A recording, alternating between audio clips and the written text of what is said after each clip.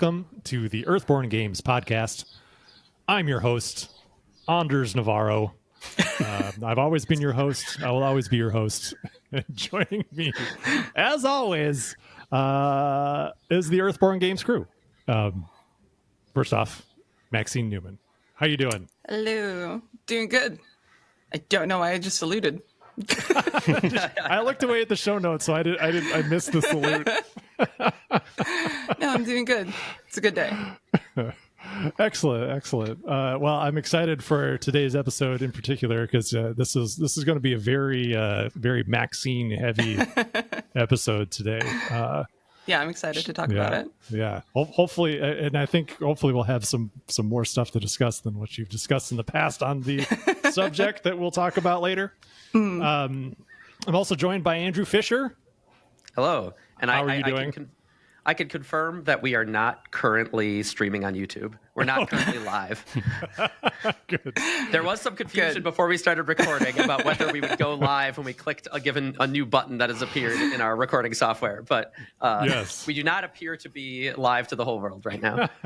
But it's interesting to know that option is now available to us. So yeah, it's intriguing. We might take advantage of that. The live episode was fun, being able to engage with the chat and stuff. Yeah, it was cool. It was fun. It made things a little bit easier, too, because we were just kind of like hanging out, having a conversation with other people as opposed to just us. So we had like an endless source of fodder for banter. I think that's why, like, like radio talk shows are like the laziest form of entertainment. Because they can just rely on callers to call in and say stuff, and they just riff on it for half an hour or whatever. Yeah, but it's fun. When there's chat, I can give Chub Frog shit directly, which is like, instead of it being kind of transitive here. Yeah, that's what we should do, though. We should take callers. I don't know about that. That's one foot from the baby steps to the elevator. Get a landline for it. That'd be great. And Evan Minette is also here. Yeah, I was gonna say it's fun. It would be fun to stream that during a playcast and see how fun that is with Chub Frog chiming in every time there's a little error here and there. We've talked about streaming playcasts before, but it is a lot more logistically difficult than streaming. Like the podcast, we're all just, Riverside has it all set up for us. We could probably stream like a playcast on TTS because we could just stream our screen. But like to stream with the whole AV setup that Corey has, I know just us talking about it, like he feels anxious right now and doesn't know why. Yeah, definitely. I think it was like a couple months ago where I just had that. I just threw that out there. Like, what if we did this live? And he just immediately, I could sense him sweating through our Discord chat. It's a whole thing.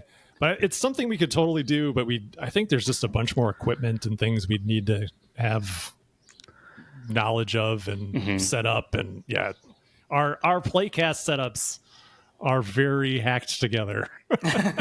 So. I've always wanted to record, just get out my phone and record Corey doing all the setup, because it's really funny. Like he'll pause while we're playing and like just do a quick cut in the edit, but then he'll like climb under the table and climb up, and then there's this tripod that's just weighted down by random garbage so it doesn't tip over, and he's like climbing on a chair to check that it's still recording, and like his head is like 2 inches from the fan that's like about to hit his face.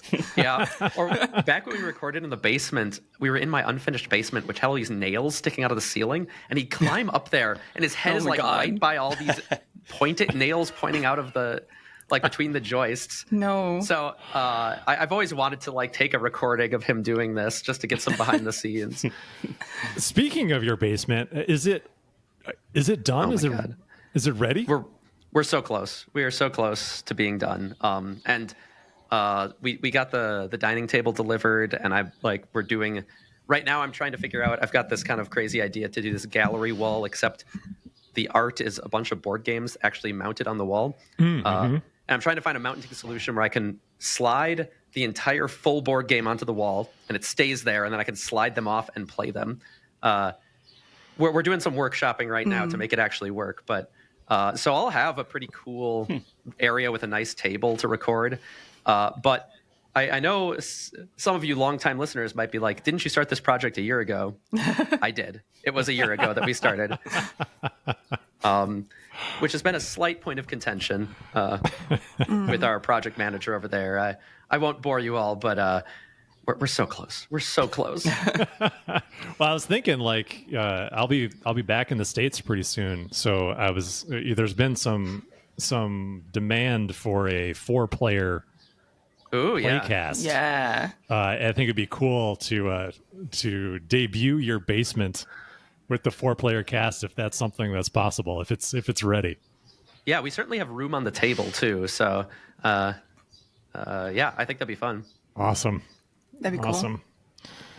All right. Well, we have a great show for you today. We're going to get into some work stories. We're going to talk about some Game Found stuff. We have some other exciting news to share. And then we're going to talk about Arkham Horror, the card game, and do a retrospective on that. Have some listener questions. And we'll have a good time, as always. We miss you, Anders. Anders couldn't be here today. We tried to do some schedule juggling so he could be here, but we needed to record in the afternoon, and he's got a job, so he couldn't make it. But he'll be back hopefully next episode. All right, so let's start off with work stories. So let's. I figured we could give everyone some insight into where we are with all the products in the Game Found. Since I heard from Corey that there was a comment recently wondering if we were vaporware, that they had heard we were vaporware or something, and was wondering whether or not to back. What? I like back when in our first Kickstarter, when the game didn't actually fully exist yet, and we were still in development. I could totally see where that comment's coming from. But thousands of people have our game in their hands. There's like a bunch of YouTube reviews. We're very clearly real. Well, I could see how. Well, no, I don't know. I have difficulty wondering if this is just a troll or something. But I could see how even if the game, there was like reviews and video of it online, that it could still be vaporware, because a lot of times campaigns will send out pre-production samples, or they'll send out prototypes for various YouTube channels to play and then effectively review. So the fact that there are videos doesn't necessarily prove that we're not vaporware, but I think the fact that it says it's the second printing maybe does.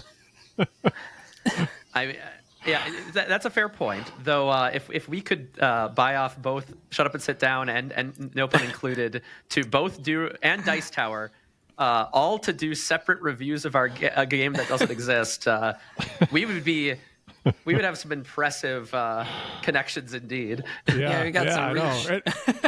And I only gave a review copy to Matt, so we didn't even give review copies to all those guys. They just bought their own. Though there have been some mildly scammy games on Kickstarter recently, so I can't fault people being a little cautious sometimes. Yeah. We won't talk about those. Yeah, we won't drag any of that up. So yeah, let's just go through them, and then we can tell everyone where they are, and then you can feel secure in your Earthborne Rangers investment on Game Found. Let's start with the core game and the doubler. Where are we with that? Done. Released. No, but for the new printing, we did integrate a bunch of reprint changes and stuff. So all of that's basically done. We do have like an outstanding thing, not to drag up your dirty laundry on podcast, Andrew, but I think there's some revisions you made that are in the print files, but we still need to implement in the Living Valley so that they're reflected on the website. So we do have that outstanding task, but otherwise, I think we're basically good to just hit print on. The core game, we did a bunch of cleanup. fixed some, like integrated any errata that we had made, and fixed a bunch of like stuff that's just been caught. Nothing huge. We talked about this during the Kickstarter, but anybody who has a first edition printing, it's not like your printing is invalidated or anything. Like, it is still compatible. It is still it is not like a second edition of the game or anything. It's just slightly cleaned up with some like typo fixes and stuff. Yeah. I think I also want to do another little just quick run through so we have a typo report channel discussion on our Discord.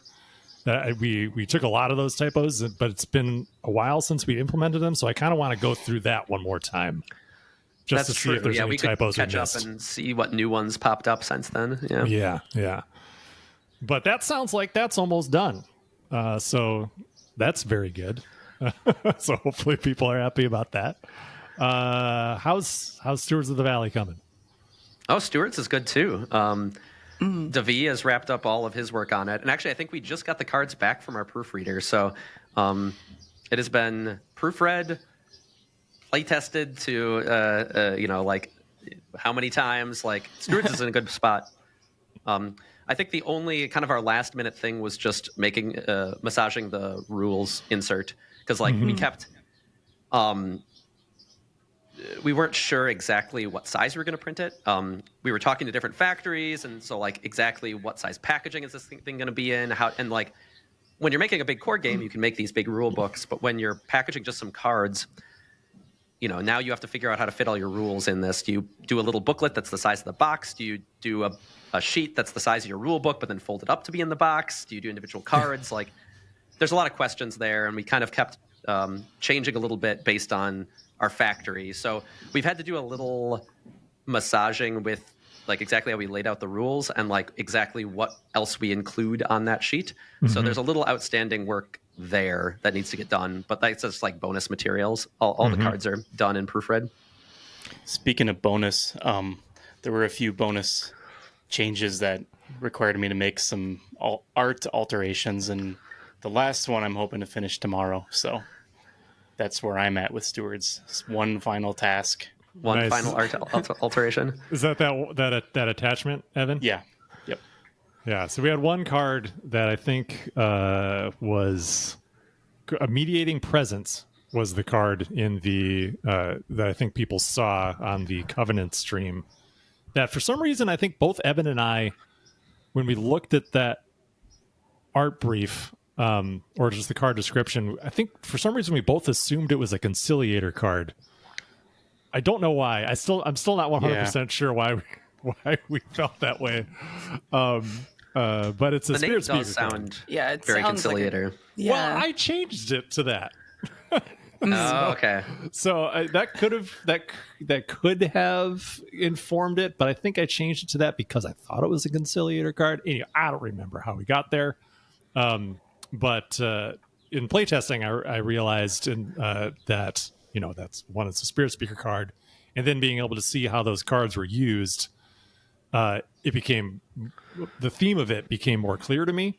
So we had an art piece that we had commissioned by Rob Lasky that we're going to put in the slush folder. It's I think our first slush piece, which is a term that we use at FFG all the time for like an art piece that's good enough to print, but it doesn't have a home because of one change or another.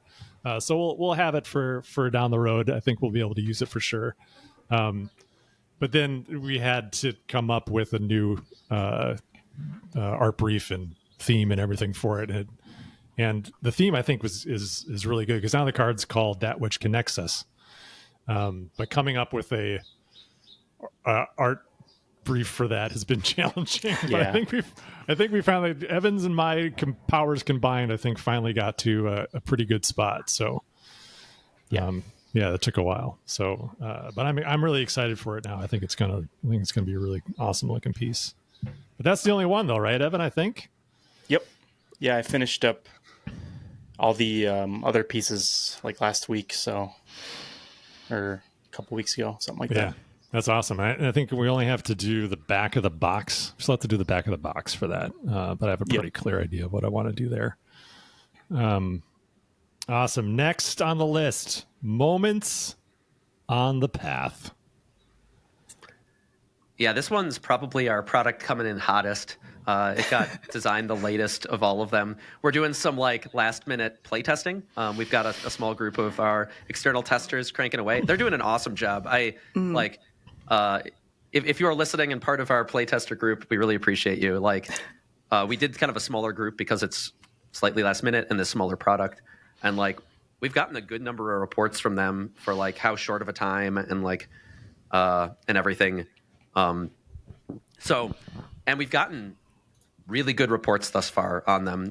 Folks who are curious can see they've been used in the last couple episodes of the playcast, so you can kind of see them in action. And the testers are really reporting one of the things that was really important to us is to make sure that these were adding to the kind of emergent interactions that have made Rangers resonate with so many people and not detracting from them. And that was one of the things we're getting highest marks on is that they're really adding to the story and creating these new stories that you couldn't have otherwise created, which dead on, which is awesome. I think probably I don't know how much we're talking about orange flags, red flags in this publicly on the podcast. Might as well. We haven't got as much. So we have Valley moments, then we have underground moments that happen when you're underground in the expansion, and we just haven't gotten as much testing coverage on those underground ones. So we're looking to try to get some more tests of the underground stuff specifically now because we're just lacking in data there before going to print. Well, we played those, so yes, so they did have some testing. That's you, but me, and Maxine, we were playing. We got a lot of external eyes to have seen everything a few times, especially considering how much our game relies on new weird emergent behaviors. I like getting that external coverage. Yeah, but yes, we have seen them all in play. Especially since that's some of the first design work I've done for Earthborne Rangers is the underground moments. So I would love to have some eyes on those before they hit public. Oh, you did great. It's and like Andrew said, we played with them. We did a full playthrough of Legacy recently, and we were playing with the underground moments for a bunch of that. Yeah. Mm-hmm. Yeah, it was cool. I think the moments like everything else were improved. The theme of all of them were improved by going through those playtests and playing through the campaign and just seeing them in action. Just little tweaks to the theming of it too, I think for me helped them really come to life. Awesome. Yeah, so that's almost done. I think the other thing to note maybe on this point is that for anyone who's been, has the image of what the package looks like from our GameFound campaign, where it's effectively just rendered as a blister pack of cards. I've been talking to the factory about how best to do that. And I think now we're going to have some kind of tuck box. It'll either be like a little tuck envelope without sides, or it'll have sides. It'll all depend on what we land on. But it won't just be a little disposable pack of a little disposable pack that you just rip open. Kind of how it was originally sort of shown on the GameFound. And we're also including dividers in it as well, which is something we hadn't really talked about before. So we'll have a divider for each moment set for the underground and the above ground that you can use when storing it in your collection. But I'll have more information on that down the road. Those will all be once we actually have settle on the final look of the packaging and you get those die lines and stuff. We'll do a GameFound update that'll show everything in its current state. Okay, and then lastly, we have Legacy of the Ancestors. I feel like we've talked about this a bit, but I feel like it's worth mentioning again where we are.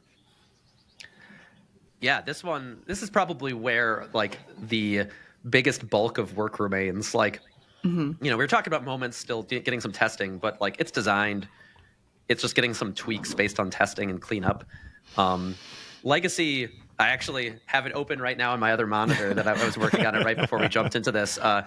We're most of like the legacy cards and stuff are all with the proofreader or already proofread, but we're just still in the campaign guide, tweaking, cleaning up, adding, changing writing. It's where the most dependencies lie, and it's also the area the most people need to contribute to, and so it's definitely the most coming in hot element of this game as we try to get the campaign guide as ready as we can make it. So we're still working and tweaking, cleaning up, and then we're going to do some kind of auditing of it. I have plans for the plane ride to just spend the plane ride with this campaign guide, like kind of tapping through and going through a bunch of different paths less trodden. So it's going to get some good stress testing this next week. Yeah, well, speaking of planes, this is, I think, the first time we've talked about this, the plane ride that you guys are for, like, last week we're going to be here. You guys are going to come down to Costa Rica for a work retreat, which I'm very excited about. Yeah, so we'll all be, the whole Earthborne team will be in person together. We'll probably like try to take some pictures and video and stuff and post it on social media to share when we're down there. But excited for it. It's going to be awesome. Yeah. I'm so pumped. Yeah, I'm really excited to see you all in person. I feel like it's been since December. And then Maxine, we haven't seen each other in person since you've joined. So yeah, I haven't seen you in person since like pandemic days. Yeah, like summer of 21, I think was the last time. I think so. Yeah. Yeah, it's been a really long time. So we're gonna get together. We're gonna play some prototypes. We're gonna do some fun team building stuff. It'll be good. And then you guys will leave, and I'll be like right behind you. So I'll be coming back in the States in less than 2 weeks from now, which is wild to even think of. We'll see how long I stay. All right, awesome. Thank you for going through all that. Hopefully that makes everyone feel better who's listening, who might be concerned that this project won't ever fulfill. But we are so much farther along than we were after the first Kickstarter at this stage. Like monumentally farther along, at least like 6 to 8 months farther along at this stage than we were last time. Oh yeah, last time, like at this stage, we were still designing and developing and writing. We're just like, I guess for those of you who don't kind of have a full knowledge of the full lifespan of a game, we're like basically getting ready to like exit the time that this team has their hands on the game and starting to go into the period where our partners are finishing their translations and localizations. We're sending files to factory, and we're getting onto the kind of production phase out of the development phase. So we're right on that kind of cusp. And as Andrew said, that didn't start for quite a ways down the road from the original Kickstarter, as we talked about on our roadmap when we did that Kickstarter. Yeah, I'm trying. Like, the years are already like blurring together for me. I feel like we finished work, like the primary work on the core game, I think in the summer of 22. Yeah, yes, the summer of 22. So yeah, it took about. What would that I think, be? and then we were doing QA and translation stuff at the end of 22. Yeah, and then we finally started to get the stuff ready for the factory at the end of November into December, and then eventually went to press in March of 23. So right now, for the English at least, we are approaching. Excuse me, we're approaching the time to go to press. It should be like at the end of next month. We should be ready to go. So that's 4 months after the conclusion of the campaign instead of like a year and a half. So much faster the last time around. Yeah, so be assured, we're pretty much right on track with our the schedule as we intended it, as we did the game found, and things are going, knock on everything. But like, all of this stuff is basically is getting close to wrapped for us. Yeah. So exciting. Pretty exciting. Yeah. And then we have all the add-ons and stuff too. And I'll have more to share on that when we start to see it. But that stuff much, much easier than all I just this had other a stuff. thought while you're talking about these timelines that in the last 3 years, I've never made more art in my entire life than this narrow part of my life these last 3 years encompass. So I feel pretty grateful to be able to say that too. So Awesome. Pretty cool. Awesome. Yeah, you've cranked out a ton. Like, I have to do a head count and see where I'm at because it might be 100 pieces. I don't know. Oh my goodness. it's got to be at least, right? Yeah, close. It's got to be pretty close. Yeah. It's gotta be Close. pretty Maybe not close. 100, but 100's a lot. It's more That's than you awesome. think. it feels like 100. I guess I'm counting a lot of other things too. Maybe like box art and stuff, but Yeah, well, I think like from my perspective, I think one of the really cool things about all the art that you've done is that it's not all of a particular type or style or even a particular thing. Like the subject matter varies wildly from one piece to another. You're really, I think, flexing your muscles as far as like creatively and your technical prowess as well. From my perspective, that's how I've been seeing it. It's very, very cool. pretty wild. Pretty wild. Yeah. So hopefully that's fun and not just entirely nerve wracking. No, it's. I mean, it is nerve wracking at times, but it's more fun than anything. So. Awesome. Of course, you have to say that to me. You don't have to. You don't have to say that. People will think you have to say that to me, though. All right. Awesome. Thanks, guys. So I have a couple other things to share in this regard as well. I'll talk about this, I think, more in detail once there are more details to discuss. But this past week, a very exciting thing happened where we had the first meeting with the factories, plural, Ludofact and Delano, Europe and the US, in one video meeting for one production. So I'm excited to officially announce that regional manufacturing is back on the menu, which is very, very exciting. Because that's one thing we tried to do with the first campaign, we were unable to do. But since our numbers for the GameFound campaign have been so good, we will be. Our intention is to manufacture with both Ludofact in Germany and Delano in Michigan, and they're coordinating on productions to make sure that our paper stock color, finish, everything for the cards is completely in sync, so that it doesn't matter where you buy your copy of the game, which version you get, it'll all be compatible.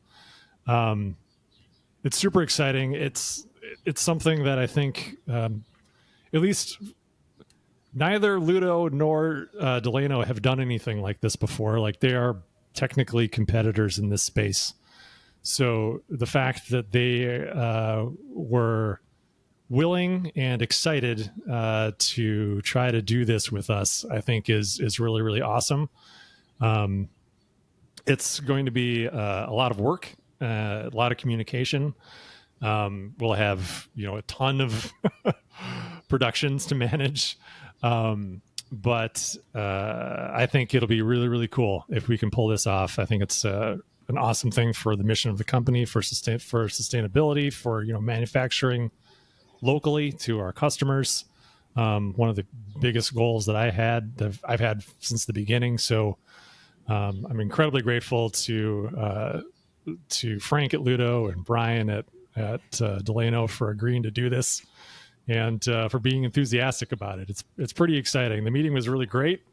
I feel very, very hopeful that it'll all work out. And I'm looking forward to the next several months of making this happen. So I'll have more information to share about that later, but I think that's a pretty big deal from my perspective. So for those of you out there excited about regional manufacturing, time to get excited again, because we're going to make it happen. Heck yeah. And then the other thing I wanted to talk about really briefly is I wanted to give a Corey game update. I like that it's become Corey game. Game. I see a lot of comments about Corey game on YouTube and stuff.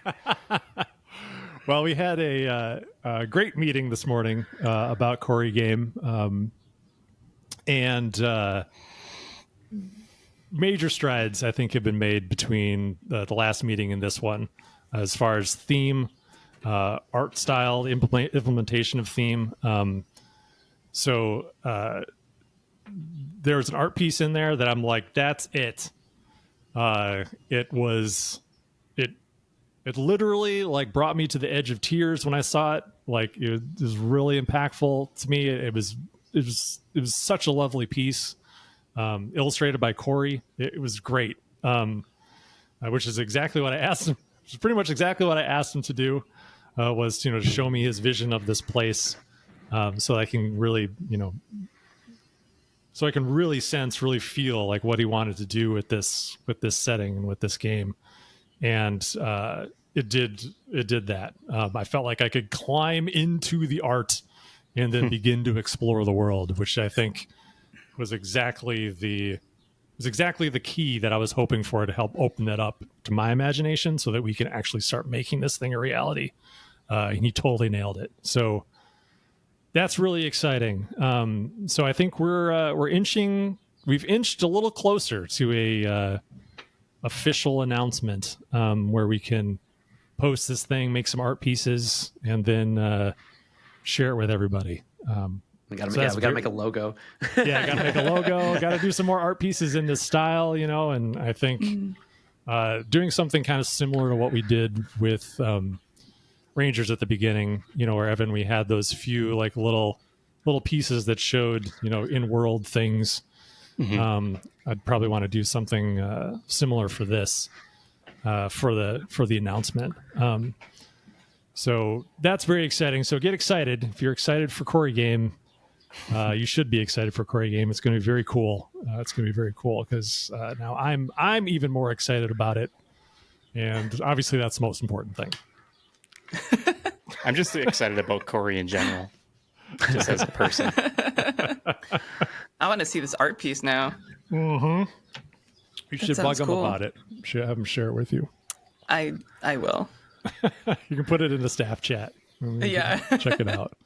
I was almost tempted just to put it on Discord. I'm like, no, we'll save this for later. This will be a story of how it came to be. Yeah, how it came to be. Yeah. Mm-hmm. Yeah. So that's all. That's the work stories. Yes. Before we go on to the next segment, I have an addendum to one item we talked about. Evan, do you want to know how many card art pieces your name appears in the credits no. of? I wondered if you were doing that. Should I guess first? Yeah, guess. Well, are you counting the every personality card? I think yeah, so. Yes. So subtract 16. I guess with the expansion, subtract 24 from this. I'm going to say 72. Is that too Your much? name appears in the credits of 174 cards. Oh, wow. Whoa. Some of those cards are probably plucked out of a larger piece. So to me, that would be like one piece of art. But What? still, Yeah, that's 70 quite a bit. something though. That's wild. quite a bit. Yeah, so minus the personalities, you're at 150, and then you're right. Like some of them are collaborations where it's your name and somebody else's name. Sure, yeah. But and then like you said, some of them are panoramas that are cut up into pieces.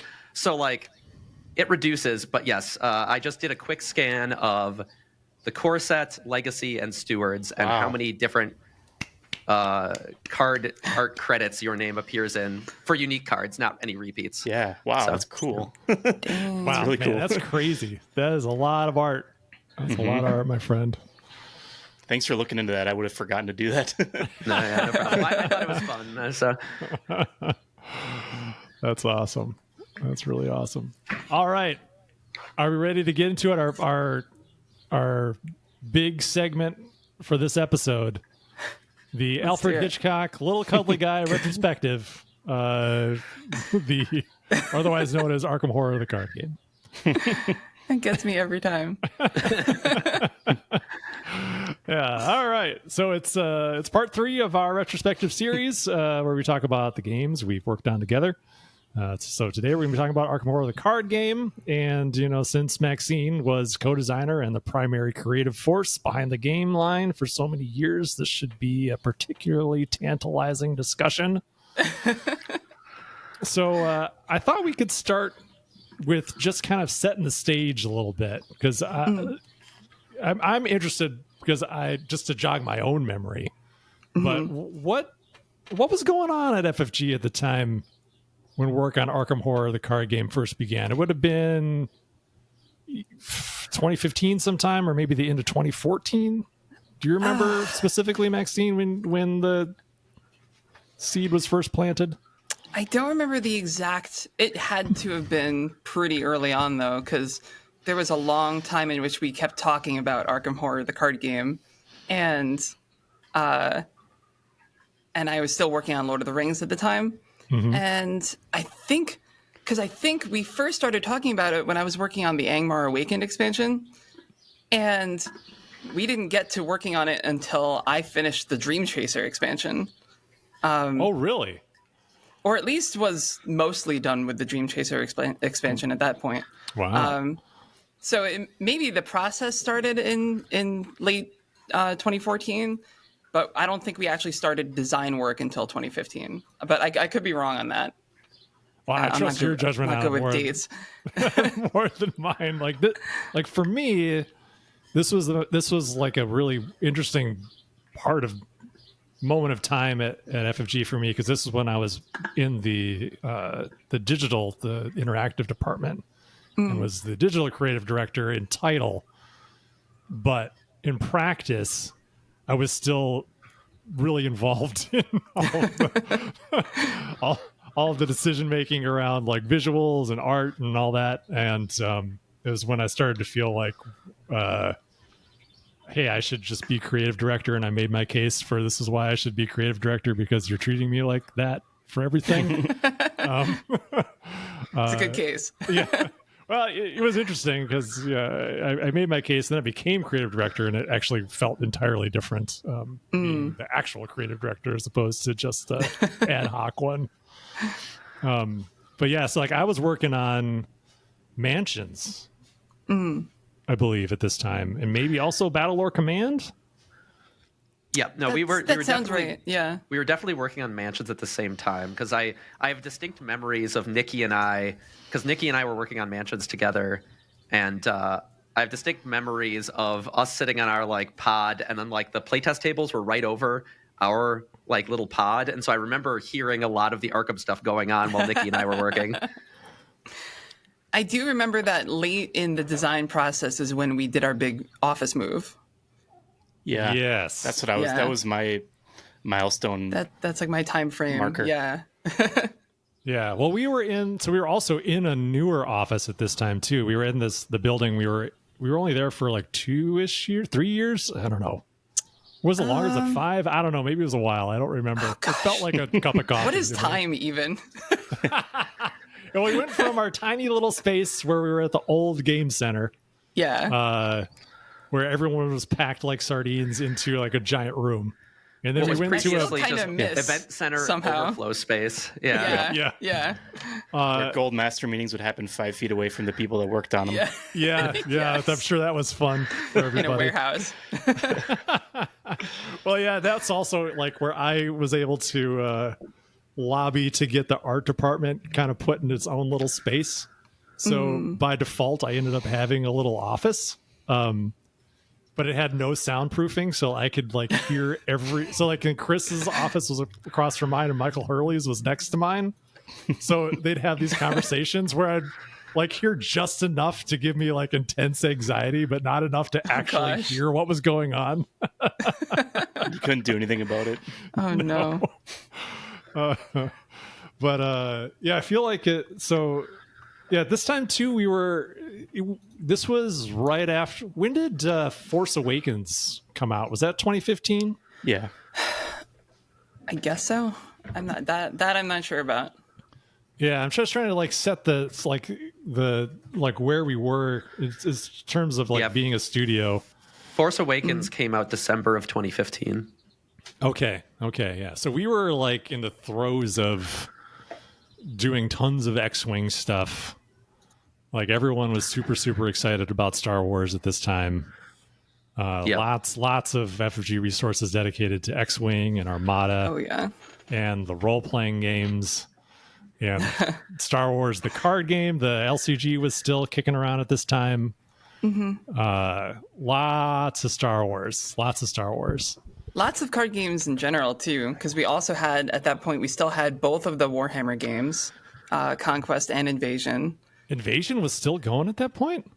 I think it was at the very tail end when I started, because I remember when I started designing for Arkham, that's around when the Neutral box came out, which I think is the final or the second to last expansion for that game. I think so. Because I remember being so excited for vampires. Yeah, maybe that's when we moved to boxes for Invasion. We were also still doing the boxes for Call of Cthulhu. For Call of Cthulhu, yeah. Yep, definitely. We were still in first edition Game of Thrones. Yep, because like halfway through development of the did we lose Maxine? Just about done with the core set, but I hadn't started working on the Dunwich Legacy yet. Maxine, we lost you. Maxine's frozen. I just lost connection. Well, if you can still hear us, you should probably reset. Am I back? Oh, you're back. Oh, yeah. Yep. Okay, I'm back. Yeah, sorry about that. It just... Anyway. Yeah, like after we were just about done with the core set, but I hadn't started working on the Dunwich Legacy yet, is when Nate moved off to work on Game of Thrones 2nd Edition. Okay. And then obviously we still had, like you said, we still had Lord of the Rings. So we were still doing Lord of the Rings boxes, still doing Nightmare decks. Why in the world did we decide to do another card game? Why indeed? It was a great decision, but it's wild to think of how much we were doing. And none of that work really slowed down, even after you started working on Arkham. Yeah.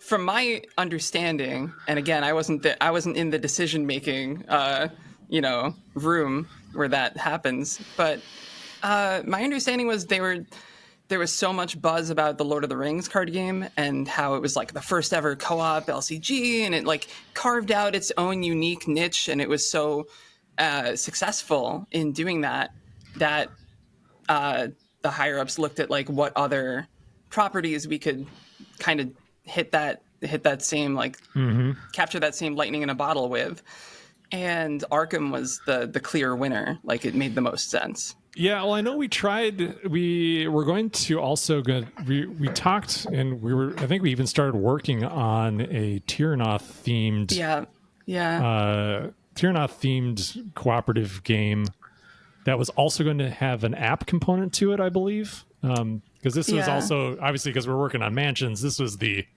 height of app integrated excitement at FFG, where we were always looking for new games to put an app in. And I think we had just done XCOM, and I'd say that post Mansions was probably our height. Yeah. Well, this was like the like, woo, yeah, let's do it. Like this is more like throwing things at the board to see what sticks when it comes to apps. Yeah.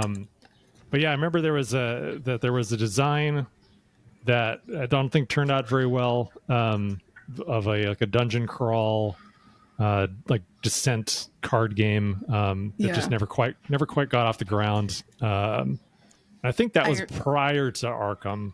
Yeah, I remember that because at the time I was told, like, if this, gets made, that I would eventually take over the development of that. And then obviously that never happened.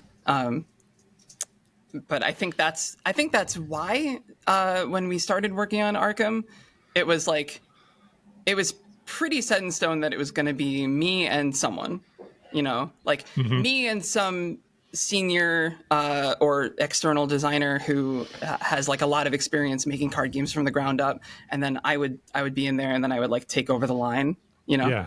Because you'd already you'd really proved yourself on Lord of the Rings, and I think the thinking is that while you were proven on that, it was kind of like hedging bets to like combine you with someone who had a little bit more experience. But then obviously, you took that you took that over completely. So pretty quickly. Yeah, totally.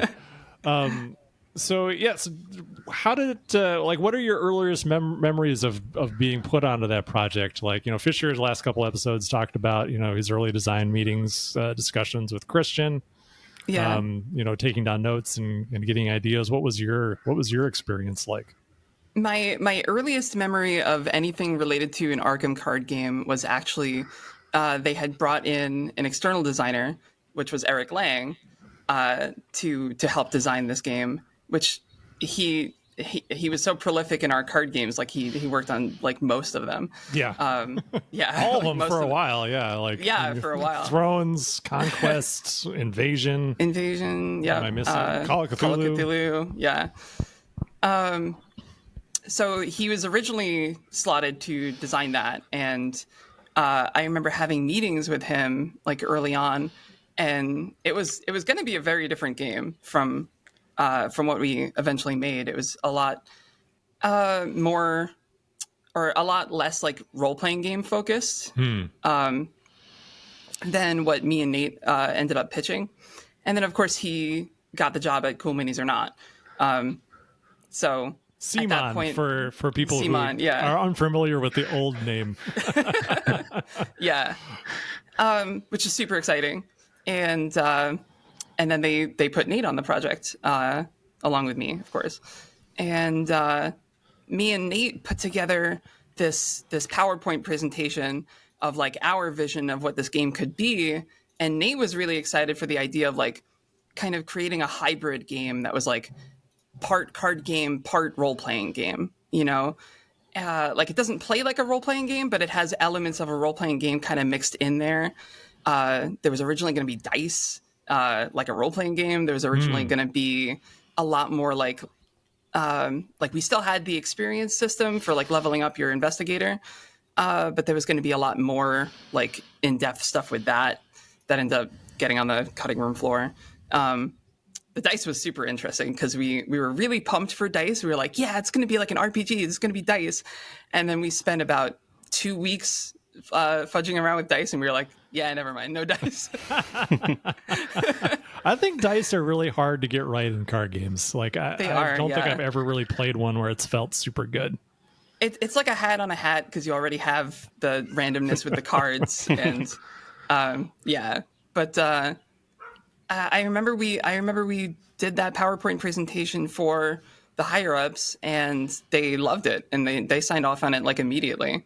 I remember Corey being super excited in particular. I don't remember. Were you in that meeting? Probably not, because like at this stage, this was my I was still in the Gold Master meetings, which is where a lot of those types of discussions would, those big strategy discussions would happen. Yeah. And I ran the, what was it called? VDC, right? Yeah, that's right. The Visual Design VDC. Committee, the birth right. of the Visual Design Committee. That one started off where I was like there to help Chris run those meetings, but then eventually he just stopped coming. So I was, because it's he's busy, he knows I could run the meeting. So I was still involved with the art with weekly meetings there. So I had like these two big weekly meetings, but I don't believe I was in those like pitch meetings at that point. That was after I became creative director. I think it was Christian Peterson, Michael Hurley, and Corey Koneska. And possibly Gerber, Steve? Because he was I think Gerber was the LCG manager at that time. He was. For a brief window of time. Yeah. But I'm not sure if he was there or not. But I remember being so anxious. I was like, oh my God, like pitching a game to like some of my like board game heroes. Like I was so nervous. Well, clearly it went well. It went great. So then you began development, had some dice, got rid of the dice. How did you land on what the game eventually became? So Nate and we honestly, for the first, I want to say like few weeks to a month, was just us kind of sitting down with blank cards and blank components and just kind of making stuff up to see what sounded exciting. And as soon as we cut dice, we still wanted like a test mechanic, because that's like a core component of the Arkham like brand, like the board game. You're constantly making tests. So we had like a mini deck of modifiers, not a chaos bag at first. We had this little mini deck, and each character would put in some cards, and then the scenario would put in some cards, and then there'd be some basic ones. So it was kind of like you had like two setups. You had like set up the encounter deck, and then you'd also set up this little mini deck.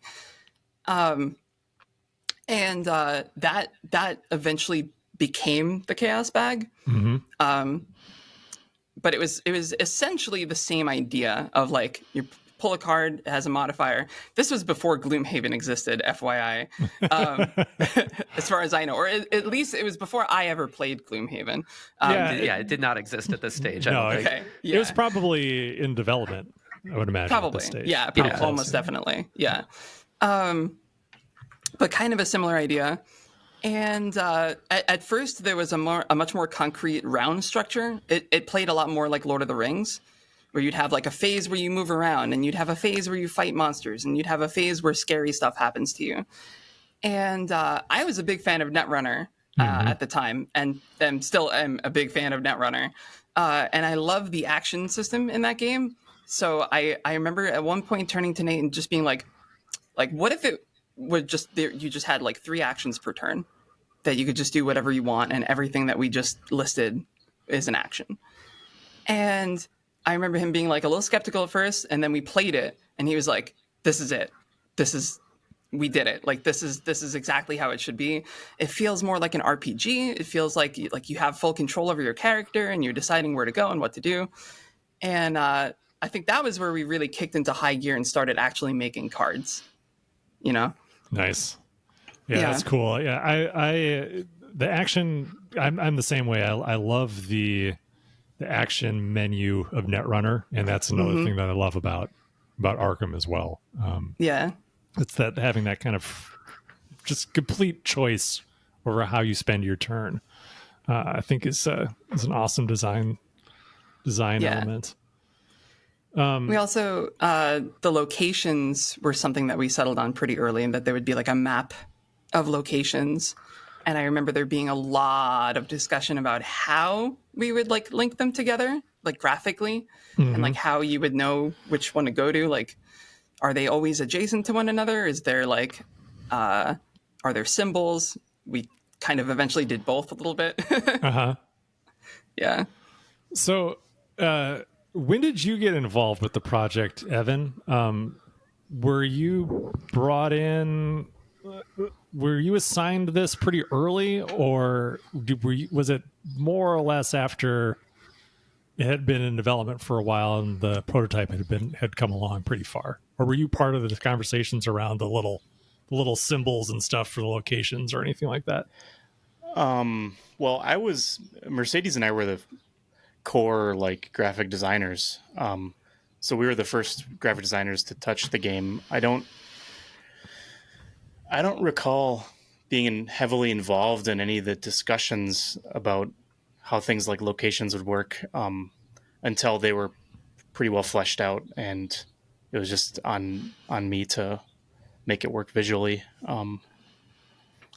So, but I mean, that we were right there from the beginning as far as any graphic designer assigned to any project would be when something starts or is ready to move on to the graphic design stage. So, So when that was handed off to you, did you end up just taking the shapes that were already kind of determined for how much of the card layout, especially for like location cards? Oh yeah, how much of how much of that changed between like what you were handed versus what was originally printed? Yeah, so I was trying to recall that this morning when I was preparing my thoughts on this is so long ago, but I seem to recall like Mercedes and I thought maybe you, Andrew, were interested in having like a unconventional layouts and yeah, that was me. yeah, okay, yeah. So and I remember like what if we put the art on the bottom of yeah, the card? Yeah. yeah. Well, and that was the most successful product of that endeavor, in my opinion. Like we played a lot with the shape of the profile of the art window and where it's positioned on the card, and the enemy cards were the most successful because it's just with the art being on the bottom and being closer to the player area, it just helped reinforce the theme of the fear and the dread of encountering these awful creatures. Yeah, that's cool. I also loved the keyhole shape for the treachery cards. Oh, that was so cool. Yep. Like, yeah. Mm-hmm. Yeah, that so the Mercedes and I kind of split the work down the middle in a way where she worked on like all the player cards and I worked on all the scenario cards. Does that encompass all of the like the locations, enemy, treachery? Is that yeah so much. I did all those, and personally for me, like this project was when I started to find my graphic design voice in a way, or style, because I had worked on a lot of projects at FFG up until that point, but it was always like felt like a kind of a backup support manner where there was already established graphic design and loads of people have already worked on these lines that I would touch briefly. So when this thing, like you, Maxine, this being like one of your first pitches, like this was one of my first opportunities to really flex my creativity and like find a voice. So when I approached those enemy cards and like locations and stuff like that, I was really inspired by, or I decided to really draw on the things that inspired me visually, like obviously like Nouveau. You can see that in the design, like arts and crafts. But also I wanted to merge those two ideals with like, there was an art director at the time, John Talon, who also did rock poster designs, tour posters, and he did a lot of like really cool screen printing with a lot of cool angular framing elements. And I actually have one of his. Yeah, I was gonna say, I think you have up on the wall, don't you? Yeah, Sleepy Sun, and I have another one.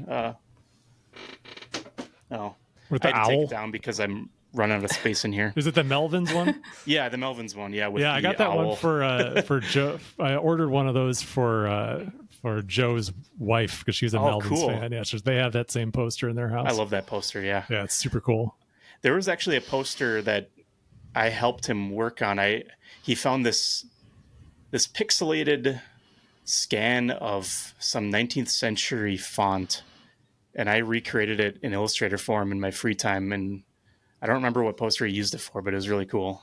Nice. So I was involved in stuff like that tangentially or directly while I was working on Arkham, and I just let it pour into my creative process. And I really wanted to find like a medium or a way to synergize like this flowy nouveau stuff with like sharp angular framing elements that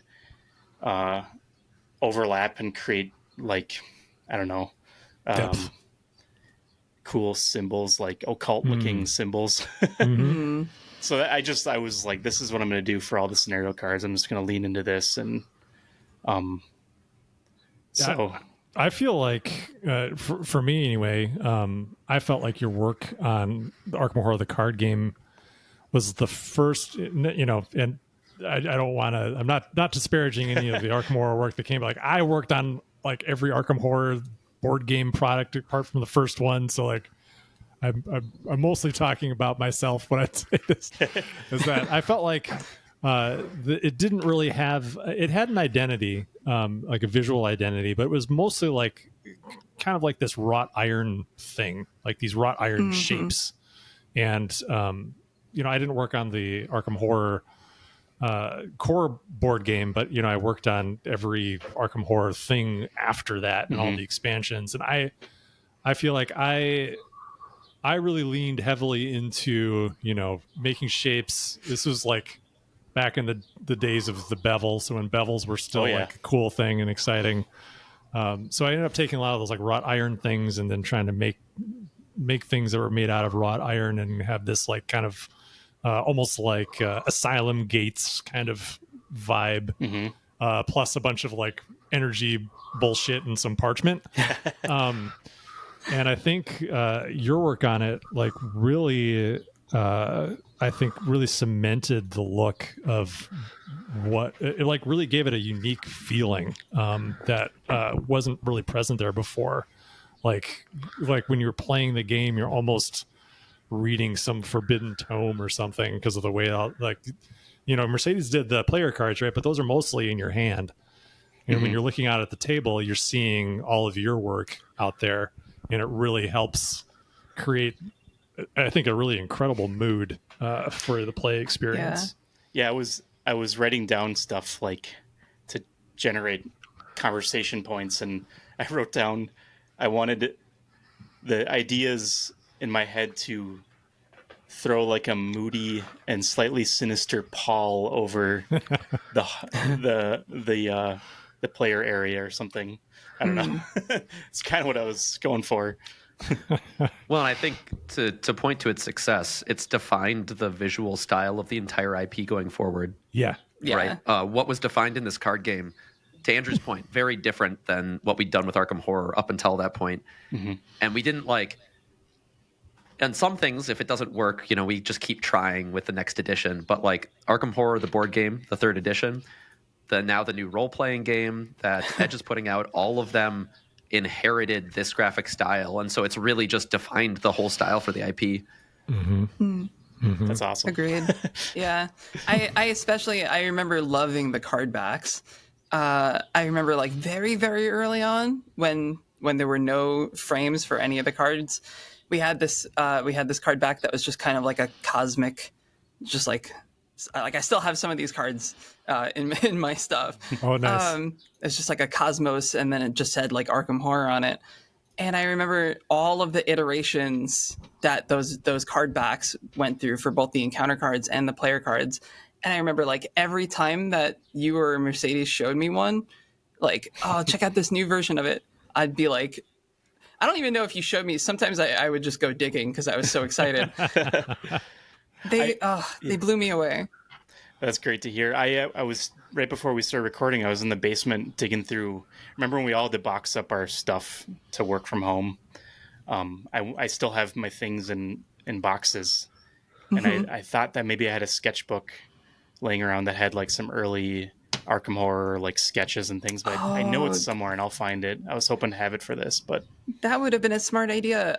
Somewhere in storage, I still have a like a flip pad that has all of my notes, like a picture of a location and there's clues on them, and then like do investigate test to get clues. Like I still have some of that stuff because I kept it. Yeah, that's awesome. That's awesome. Yeah, I loved those card backs. Like I had the Mythos card back. I printed it on our plotter and then framed it and had it in my office. Nice. That was so flattering to see that. I walked into your office one day and it was just hanging there on the wall.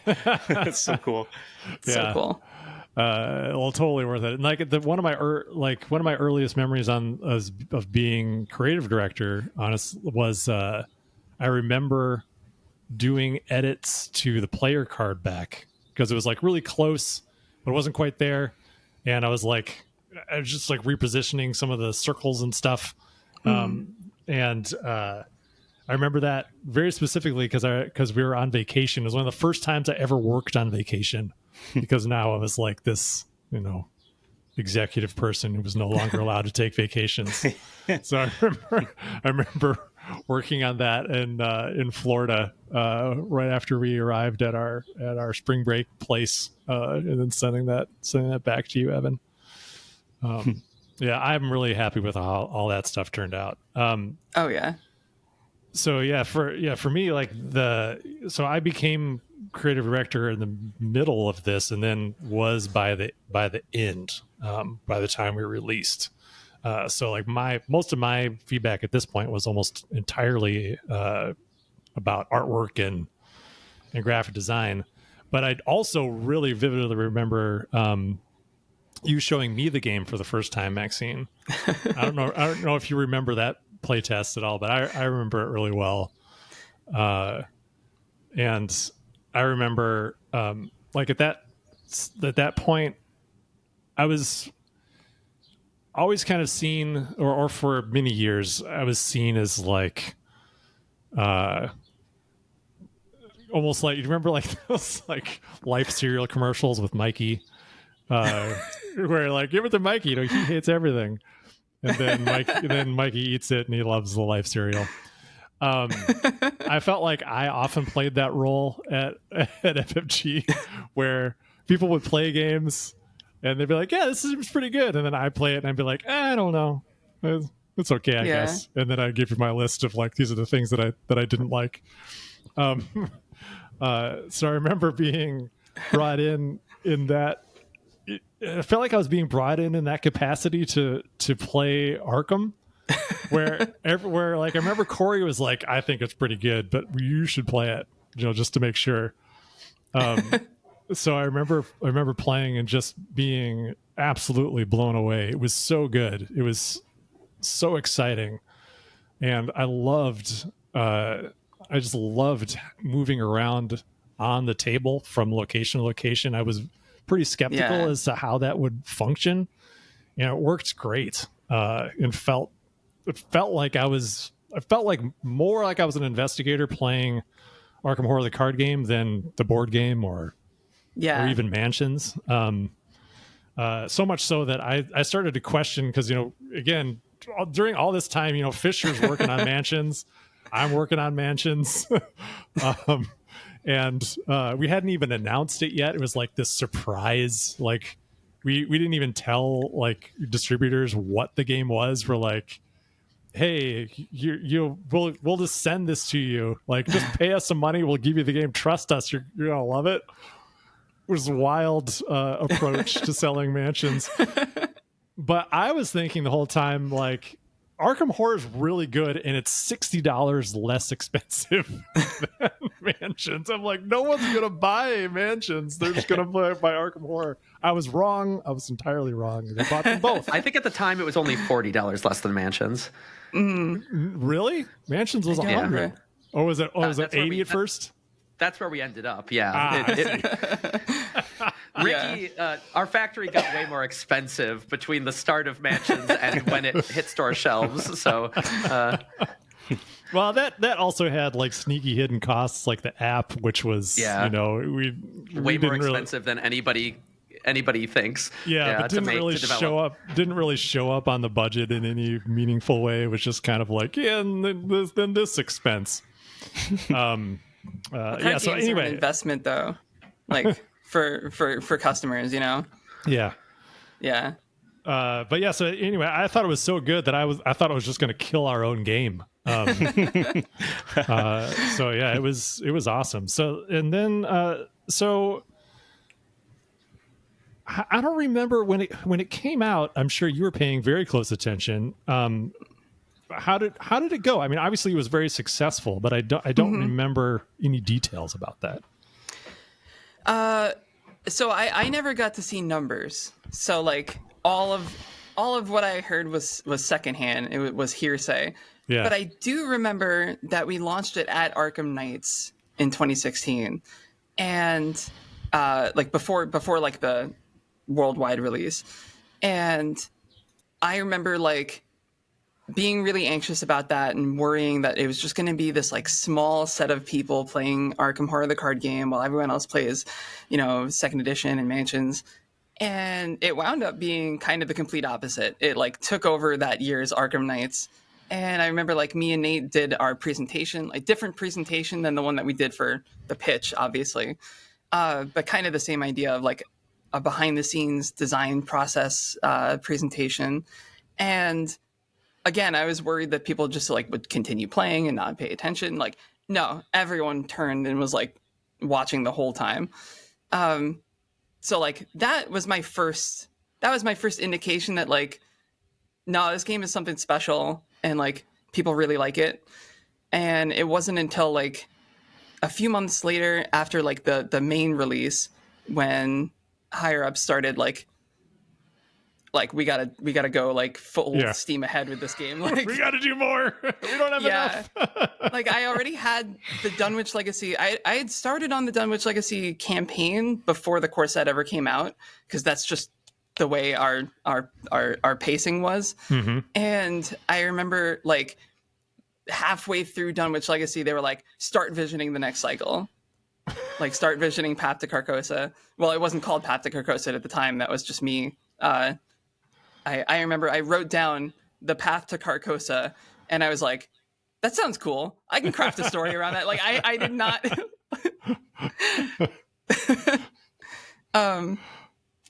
So yeah, I think I remember Nate saying like he expected it to be a critical success, but not necessarily be like as explosive as it was in terms of sales. And we were pleasantly surprised at like how incredibly well it did. Yeah. It did insanely well. I remember it pretty much sold out right away. And then we went to reprint right away.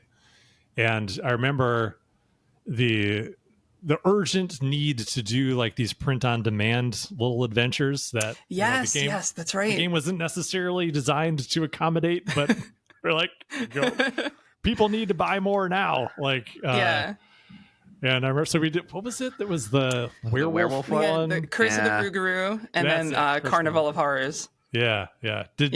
Were those outsourced? Did you have to do those too? I did those both myself. Okay.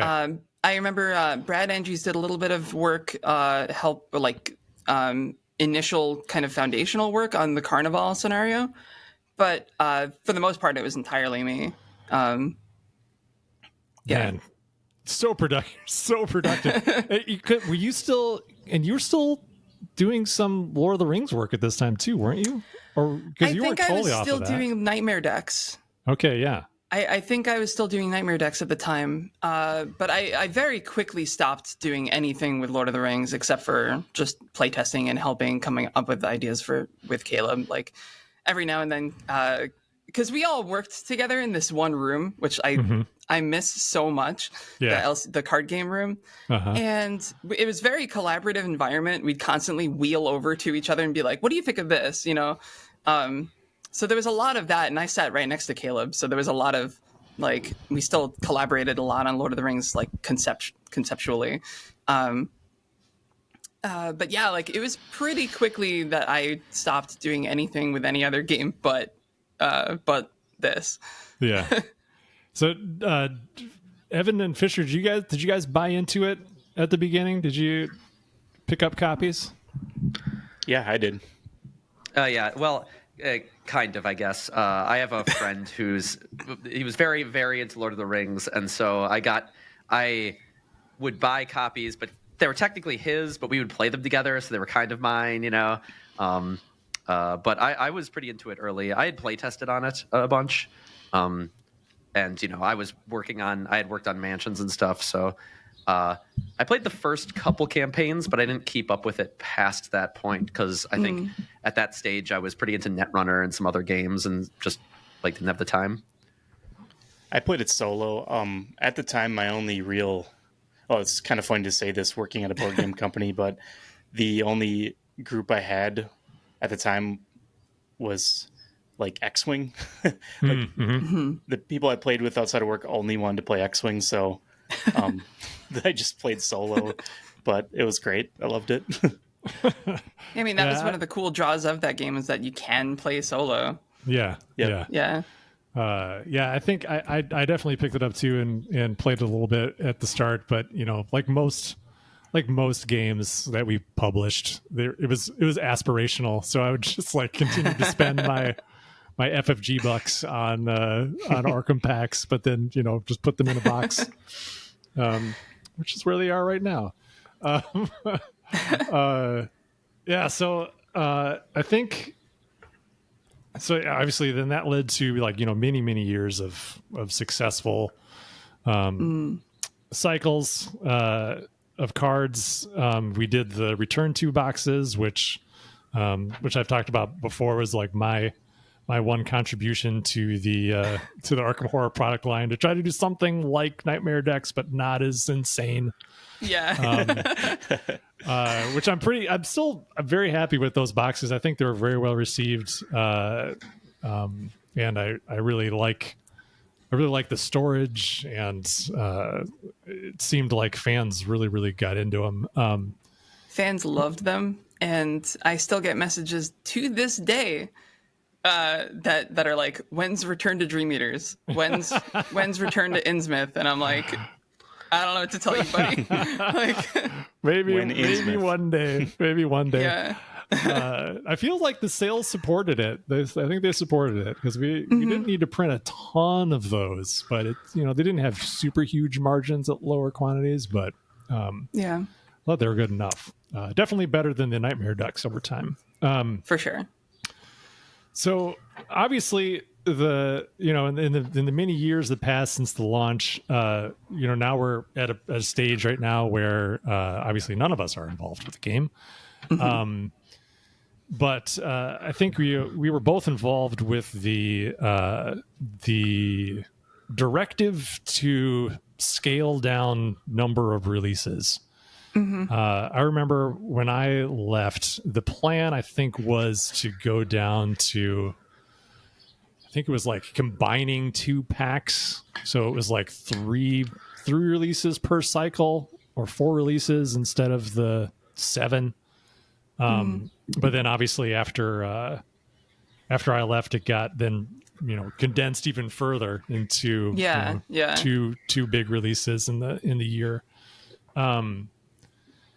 How do you feel about that, and how do you feel like that went, and what was it like changing from that model of like a product a month, which for us was like a product every 6 months, right? What was it like from your perspective to go from that change to this more, very, very, very much more reduced product release schedule? Yeah. Well, because I remember early on, there was a lot of discussion about the release model and whether we were going to do monthly packs or not. And I remember being a huge proponent of monthly packs. I'm the kind of person who I like TV shows when they release episodically, X-Men 97, as opposed to like the Netflix model. I think it generates like buzz, and it gets people talking and gets people like hyped and anticipating for the next one. So I was coming at it entirely from the customer's perspective. I was not coming at it from like the retailer's perspective or any of this other like high level stuff. So I was really, really, really big proponent of the monthly packs, and eventually it just became like after 5 or 6 cycles, like such a strain on retailers to carry like all this product. And I remember the decree sort of coming down, like we need less SKUs. And so, yeah, it was like, it wasn't like heartbreaking changing that. I saw the value in it, and I saw that it was obviously very well received by the fans. But to me, there'll always be something special about those early years of Arkham, where there was speculation on Reddit about what the next pack is going to be, and there was almost week after week, there'd be previews and announcements that we posted on our website. Because just as one is releasing, another one's being announced, and so on and so forth, and it was just constant like news cycle, you know. Well, and then you have like podcasts like Drawn to the Flame, you know, where you know they had a lot to talk about all year round. Yeah, all year round. Yeah. In the last you know, a couple of years, far less to discuss. So yeah, I think there's definitely energy that's lost in the change. Though I feel like you said, it seems like the fans, from what I can tell, are totally fine with the switch, and some people I think appreciate the change. But I think it is important. You did note, you know, the burden on retailers, and I think that's something that was definitely talked about. But the move to fewer SKUs, it wasn't obviously that wasn't like directed specifically at Arkham, though it was easy to target LCGs because you know how much they proliferated. But it was more about making things easier for the sales team. That is the driving factor why, you know, not only, you know, Arkham Horror's releases were reduced, but that releases were reduced across the board to a huge degree. I remember. So I was on the senior management team at this time, and I had this meeting in Steve Horvath's office with Asmodee centrally, and to illustrate the fact, they printed out this spreadsheet of like all the products that they were actively engaged in selling and distributing throughout the world, right? And they were like, it was basically like, here is everything Asmodee is selling and distributing. Here is everything Asmodee is selling and distributing for FFG. And the stack of 4FFG, because if you think about it, think about every cycle pack across all our LCGs, every pack across all of X-Wing. Localized. Now, 8 to 12 languages of each. It was a ream of paper with thousands of products on it, all of them active and live, all of them independent, and like you know, even just seeing it on a sheet versus like seeing it in a warehouse, where a warehouse has to separately stock, organize, manage thousands of unique little SKUs, right? And so like that was like this logistical challenge they were dealing with at this scale, and I think that definitely informed some of it. Yeah, I feel like definitely. Yeah, that definitely raises emotions in me, I will say, that little story. So I'll try not to get too worked up. But I would say, you know, I won't say it. Okay. So yeah, there were definitely like pros and cons to that move. I will say the one thing that was really cool about the new release model is I was able to do like stories that we weren't capable of doing before, like where scenarios are played out of order, or the final campaign that I did was like an open world sort of campaign where you moved around a world map and you played different scenarios depending on where you were. That kind of stuff would have never been possible in the old release model. So exactly. I was pretty hyped for that. Yeah. I think that's cool, and I think that's the from what I've observed, just on the details of those products. I haven't bought them, but that really seems to be like one of the great benefits, is that it wasn't just taking a cycle and then throwing it into a giant box. It was actually taking advantage of the format, and I think that's what makes it work. And why the fans appreciate it. Awesome. This has been great. It's been super fun to talk about all this. Like, I think then to cap it all off, to bring it back around to Earthborne and Earthborne Rangers. What do you feel like? What lessons have you learned? I guess both in Arkham and with Lord of the Rings, that you feel like you might be able to apply to your work on Rangers, or have you given much thought to how the system of Rangers might allow you to do things that were maybe more difficult or needed to be done in a different way in those other games? Yeah. So like I've always felt that my niche as a game designer is like emotion based, about like inspiring emotions in players, getting them to really feel like fear or excitement or whatever it is that this particular scenario is trying to make them feel. And I think that like the Rangers game system excels at that, in a lot of ways. So I'm excited to kind of like use this system to tell new stories that are emotional and that like really put you in the mindset of the Ranger, you know? That's cool. Well, I'm excited for that. Yeah. And obviously like, you know, things like balance and like how difficult or easy a scenario should be. That's all stuff that I've learned a lot over the course of God's 11 years at Fantasy Flight. Making almost entirely specializing in co-op games. So yeah. Yeah, I think I said it before. I can't wait. I'm you just started working on, or we just effectively just finished like approving vision on a new thing that I'm really excited to see it come together. Speaking of new things, I think we talked about this a few episodes ago. A new one-day mission. How close are we to that being done? Extremely close. Fisher just set me up with all of our back-end systems that we use to like put things on the website, and I have it basically almost entirely implemented. There's just a couple like little things that need to get tweaked, but I'm super excited for it. Awesome. I cannot wait for that to come out either. That'll be very, very soon, everybody. So just hold on a little bit longer.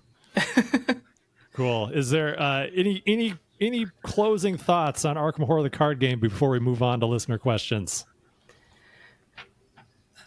It was a wonderful experience, and It was. no, I mean that probably sounded insincere, but it really was. It was awesome. Yeah. It's definitely like it's the game that made my career. And I will forever be grateful and thankful for the opportunity to work on it. It's really, really special to me. Like it's my baby, and I'm like honestly really excited to like play Arkham Horror the card game. Really play it for the first time. You know, that's pretty exciting for me. And I was lucky enough that I got to kind of help handpick the people who would continue the game's legacy, and I'm really excited for the future. Yeah, that's awesome. But I'm also excited to work in a game with a different vibe, a different vibe that I really like. That's awesome. Yeah, well, it can be your. I know it won't replace your baby, but hopefully, it could be your adopted baby. It can be baby number 2. Awesome. That was fun. Thanks, guys. All right. On to listener questions. I thought I'd start this one with a comment we got on YouTube. A comment on the last episode. I have the entire thing written down here, but I think I'll probably just summarize it because it's kind of long. But it's from user IQ9WD3UT8H on YouTube. Just rolls off the tongue. I feel like it's like one of those like a Van Halen title, album title, like OU812. There must be something in there I'm missing. But I'll start off with just the first sentence of their first comment, which was in response to our Rune Wars discussion. Yeah, you are just forgetting battle lore. And I chuckled when I read this because I was like, oh, yes, I did forget battle lore. Of course, I forgot battle lore because everyone's always forgetting it. And I knew I should have known that someone would come out from the battle lore community and say, what about battle lore? For our entire time at FFG, the battle lore like community and fans and like them always like chiming in defense and support of battle lore was like this ongoing thread. You know, we always would hear from people from the battle lore community. I never did I never had a in-flight report which did not end with someone asking me about battle lore. I might have always been the same person, but I don't think it was. It has some passionate followers, you know. Yeah. So I think so. This was interesting to me. So a little backstory here. So Battle Lore was a game that FFG acquired. Man, I don't know, like mid aughts, I believe, was when it was acquired. It was already released by Days of Wonder. It was a big, beautiful production. I still have my original, version of Battle Lore. It was very, very fancy. It had all these cool inserts and stuff. It was incredibly expensive to make. You could tell just by looking at it. Based on, I think, the Memoir 44 Command and Colors system. FFG took over distribution of that, and I think just bought the rights to the game line. So I think we started off just like selling off original Battle Lore, and then we came out with Battles of Westeros, which was a Game of Thrones themed version of the Battle Lore system, a little more complicated, but I think it used D8s instead of D6s. And then after that, we tried to reboot Battle Lore with a new edition, theming it Tyranoth, which was the fantasy setting that FFG had. Same one for Descent and Runebound, Rune Wars, etc. And we were really excited about it. I think it's a really great version of that game. It's super fun. As I've mentioned before, I worked on Battle Lore Command. That's the only game development work I ever did at FFG was working on Battle Lore Command. So very, very familiar with Battle Lore.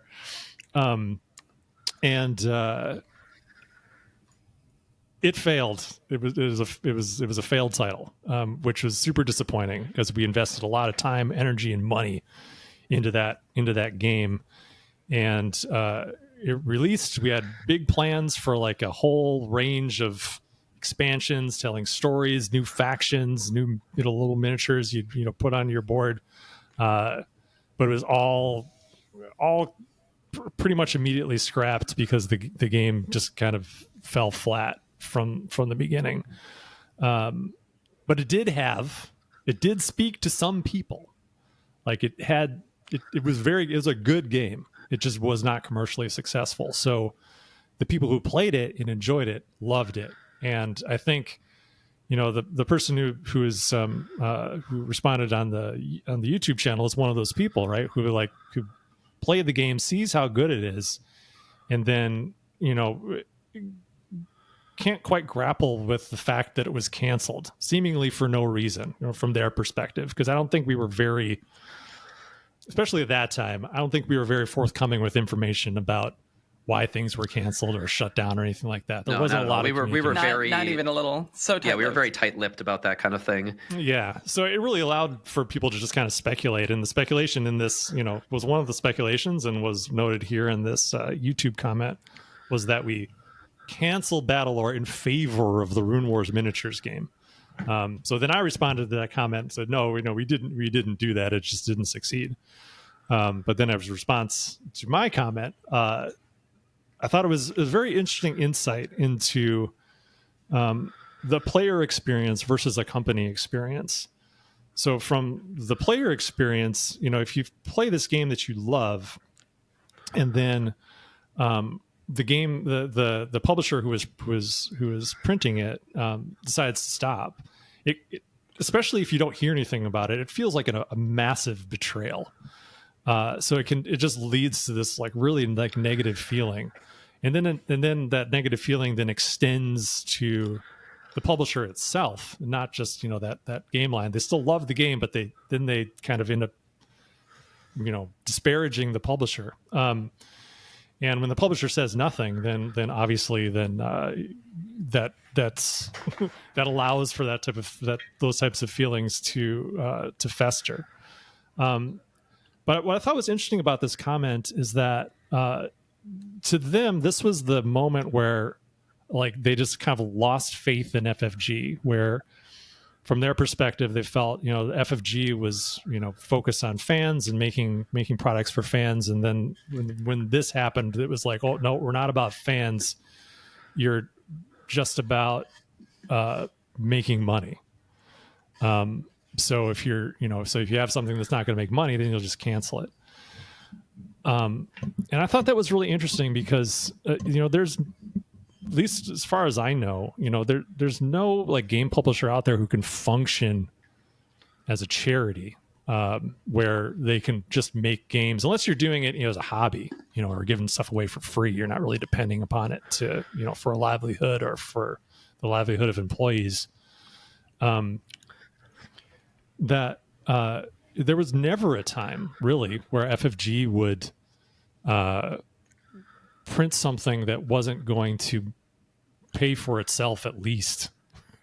You can't like make something forever if it's going to lose you money every time you print it. So I thought that was a really interesting perspective and where, a player could feel like a company has a obligation to print a game, even if it is a complete commercial failure. And I think that's just not, at least I don't know how to do it, but I feel like that's just not something that's reasonable to ask of any publisher. And I think, he was very kind in his response where, he looks at Earthborne as like a company that kind of recaptures some of that feeling of the old FFG and like creating excitement in players and being very player focused and, paying attention to our customers. And obviously we're doing all of that. But I also, I've talked about really early on when we were just going into the first Kickstarter where, we didn't know how that would go. And if no one backed it, then we wouldn't make it, right? We couldn't. Yeah, if people didn't want Rangers, we wouldn't have made Rangers, right? Right, exactly. So it's like, to me, it's like, it's very gratifying to, to be at this point where we are with the Rangers, where, I can see clearly that we'll be able to see it through, the full vision that I had for the game line. Like that is going to happen. But it's going to happen because we have the support of the customers.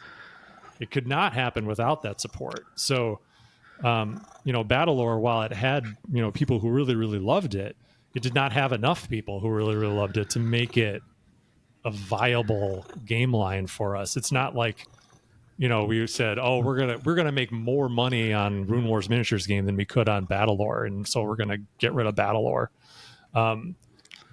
There were conversations about, how much money is a thing making much, much, much later on when we were far more corporatized and we had those types of things more demanded on us by our corporate bosses.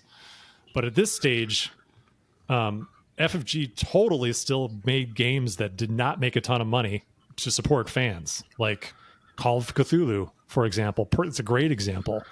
Where we'd print 2,000 of each of those boxes and they'd sell. And that was enough to keep them going because at least they made back their money. Battlelore was a money pit. It was very expensive to make. It had, tooling, sculpting, a lot of plastic, a lot of tools. Like, it's a big board game. And it just didn't perform. It couldn't sustain that even small group. Well, and I think that there's one interesting thing about Battlelore. I joked earlier about the Battlelore fans being very vocal, but I think that plays into this because interestingly about Battlelore is its online community was fairly present. There's a lot of people talking about the game. And as we talked about, we as FFG didn't like publish our numbers, right? Like exactly how many we're printing or successfully selling. And so for a lot of fans, their only visibility onto how big the community is the online presence. But the online presence of Battlelore did not have the same ratio to actual sales that other games did. So like a higher percentage of Battlelore players were enfranchised online discussing members. But like a very important aspect of like a game having enough players to be supported is kind of the silent kitchen table player who buys the game. And so like I think Badlor's community was more vocal, and so it appeared to a lot of fans to be more thriving than it was on an actual like from an actual like people buying the game perspective, unfortunately. Yeah, that's an interesting observation. That's a really good point. Yeah, so thank you, user IQ9WD3UT8H for commenting on YouTube. I really appreciated you did that, and hopefully this gives you a little bit more insight into what happened with that title, and to know that Earthborne is a business. We are. But we're trying to be very communicative so that people know where everything is. But know that we would not be able to do this if we did not have the audience to support us. So it's just a fact of life. All right, next question from Locatur says, I was initially drawn into this hobby playing Euro-style strategy games with a group like Agricola, Terraforming Mars, etc. But now I find myself playing more thematic story-based games. Was there an initial style or particular game that really got you into this hobby, and does it still have the same draw? Evan Simonet, I'll start with you. You're muted, Evan. Oh, I'm sorry. Yeah, no, I missed part of that because I wanted to make sure I knew which Battlelord was. Talking about? Because they're the one that did the cool paintings of our minis, right? Or the, Yeah. Okay. Yeah, all those awesome miniatures. Yeah. Yes. Also, just posted some pretty amazing spirit. The spirits already, right? Like, Yeah, I saw so those. cool. Those are so cool. they look so good. Yeah. Was there a particular style of game that brought you in, and then is it still attractive to you? Yeah. Hero Quest was what got me into this whole hobby. That and I guess Axis and Allies. I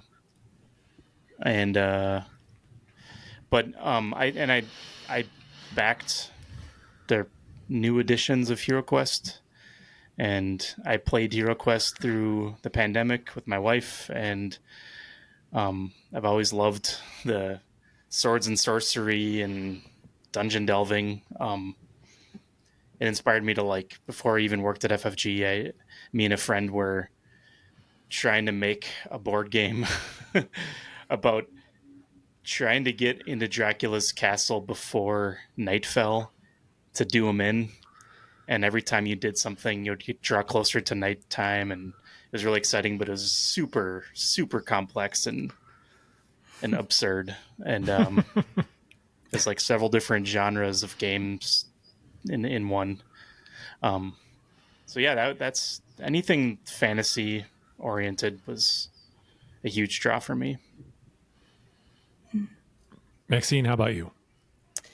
I definitely have an answer for this. So when I was a kid, I played in these game nights that my dad would organize with all people who were 40, 50-year-old, and I'm there I'm 8. And which is very weird. And they played almost exclusively these Euro style games that like Agricola. And I would have fun, but the whole time I'd be it's just really not what I want. I played a lot of video games that were very thematic, and I liked telling stories and stuff like that. And then I saw a copy of Twilight Imperium in a Walden Books in 2000 and I don't know, whenever it came out. Third edition, I assume? Third edition, yeah. And I begged my dad to buy it for me because it just looked like exactly the kind of game that I wanted. A game where you could really get into it and become part of that world. And for some reason he bought it for me, even though it was $100 or something like that. And that's the game that got me into Fantasy Flight, actually. And then I bought Descent, and it just went from there. Awesome. So do you still feel drawn to that style of game? I still love Twilight Imperium. Yeah, it's not my usual fare because it is competitive, and I do tend to prefer cooperative games. But there's just something about that game that I'm just hooked. Like I played dozens and dozens and dozens of games of Twilight Imperium in college. We played like every week, and I just became so invested in that game and its setting. That's awesome. How about you, Fisher? Well, there's so many angles to look at this from. I tried to find the most interesting one from my backstory as far as a contrast from when I got started to now. And I think the biggest contrast is when I started playing games, what got me into the hobby. I never liked IP-based games. I always wanted something generic that I could then adapt to whatever IP I was playing in. So like I was actively detracted from games set in IPs. And I was more attracted to more like generic games that I could then imagine an IP or like add my own rules to make into an IP. And now I have, in multiple genres, have become like the de facto IP like person, right? Like I have worked on so many IP based role playing games at this point. Like, so I've definitely and actually like I actively seek out and play new games set in famous IPs because I want to see how people adapt those elements, right? Because I find it a really interesting design problem, and so I want to see how those other designers solve that same problem. So I'm now like actively engaged in like looking for those kind of games and playing those kind of games because I find them fascinating. But that's like a full 180 from where I was when I was like a kid playing. Interesting. That's cool. Well, it's just your career's fault. I know, yeah.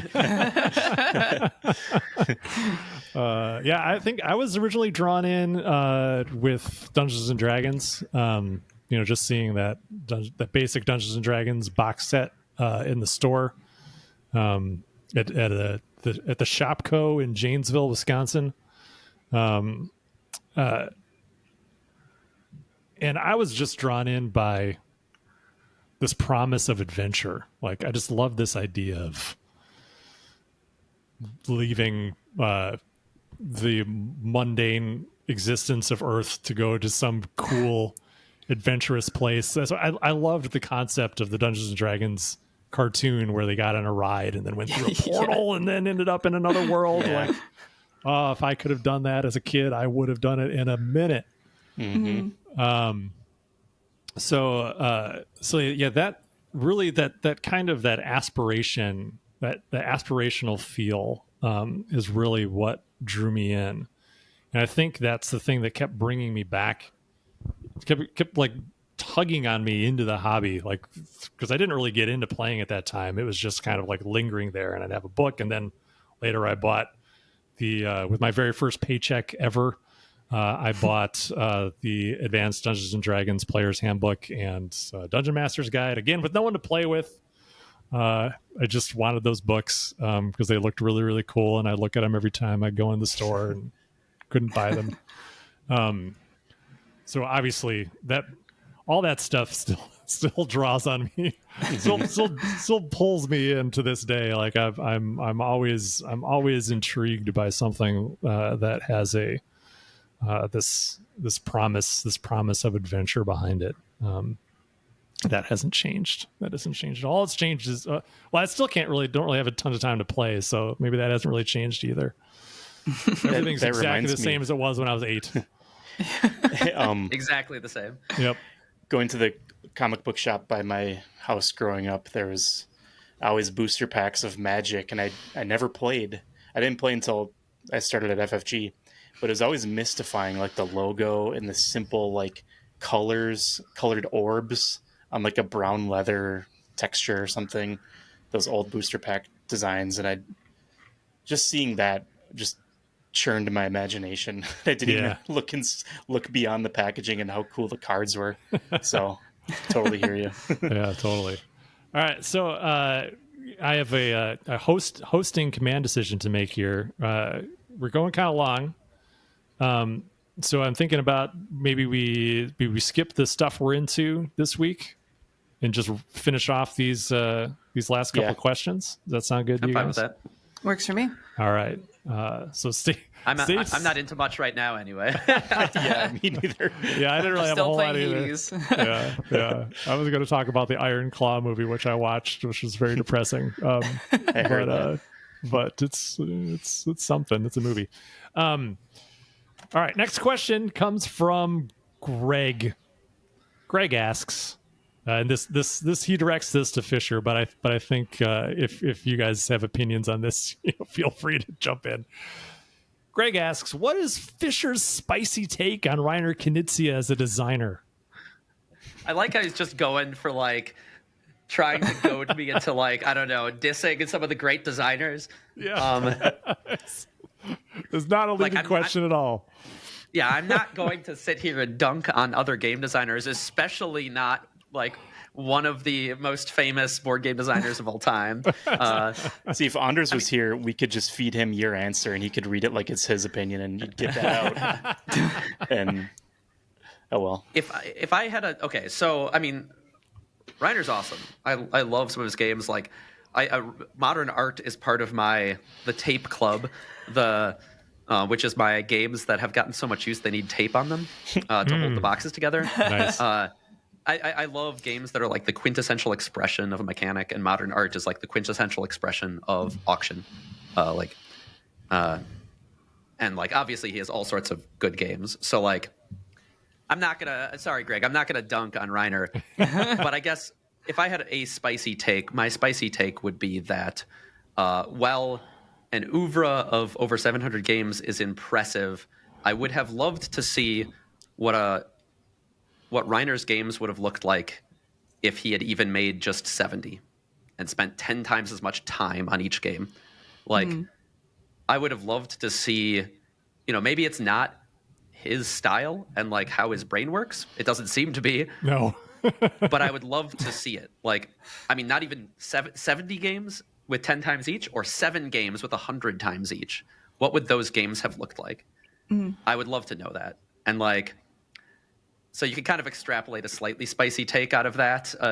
But like, I guess that's my comment on Reiner and his oeuvre, his work. Yeah. Do you guys have anything to add to the Reiner Knizia conversation? Well, I noticed that Modern Art is one of his first board games, so I can just glean what you think of his other games, if that's your favorite one. His first one. It's interesting. It's not actually one of his first. I think it's like the first on his list of notable. But he was designing for like a good chunk of time before Modern Art came out. And there's some other really good. So Ra is just a great game. Like, he's got a decent number of other really quality games in there. But I think Modern Art gets in the tape club just because it distills a singular mechanic, and I like games that do that. Well, the one I've played the most is Age of War. Oh yeah. Every time I play that with a group that isn't even familiar with board games, really, they just get into it. They love it. Once they understand the simple mechanic of just capturing these, these cards, these square cards, they love it. I think I did the graphic design for that money. game. Did I do the graphic design for that game? I said, did I do the graphic design for that game? I know Chris Beck did the dice, and I think Silsby worked on the. I'll look right now. Actually, I got it on. Maybe I just directed the cover. Anyway, I won't digress. I'd forgotten about that game. He's done so many games. Yeah. I played Ingenious a lot. I've played a lot of Ingenious. Mm-hmm. I think that game's pretty fun. The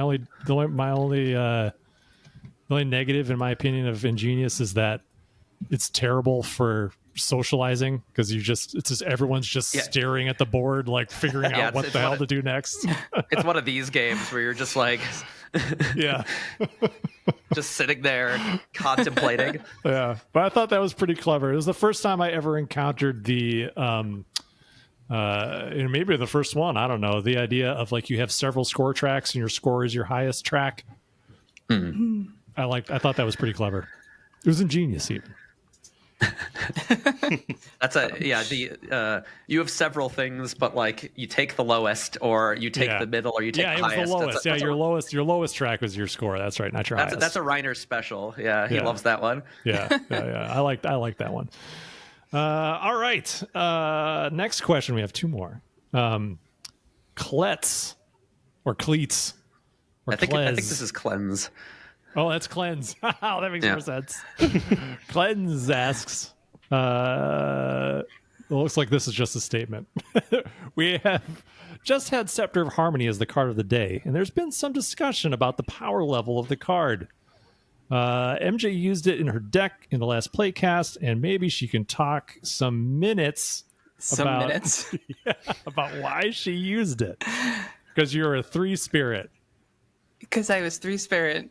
And why I picked 3 spirit, honestly, I like spirit. I like connecting with creatures. I like soothing fatigue. I like spirit mechanics. I knew that with that particular deck, there weren't any 3-cost cards other than the conduit that I wanted. So it was just about which one was going to be my dump stat, and that ended up being awareness. Much to my own chagrin. If I rebuilt that deck, it would be different. But I think a lot of the hate came from, like, it got pretty low rated, and I think a lot of the hate came from, like, especially in higher player count games, the fact that it just could potentially, like, never trigger. Like, especially later, everything gets on the board and just nothing is like there's always a challenge effect going off. Yeah.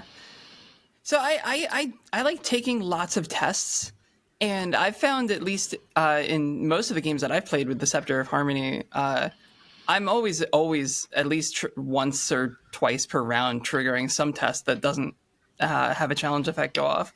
And you can see that in the playcast. I ended each of those games with at least like a handful of tokens on them. So, yeah. Yeah, I mean, It's different. Yeah, I've talked about this before too. I was gonna say, you played through like a bunch solo with that, right? I played through the entire campaign solo with the Scepter of Harmony, and I thought it was really fun. Like, it's definitely feast or famine. When things are harmonious, it gets lots of tokens. When things are less harmonious, then it gets fewer. I think I've talked about it before, but yeah, I played one of the finales, knowing going in that I'd probably have one.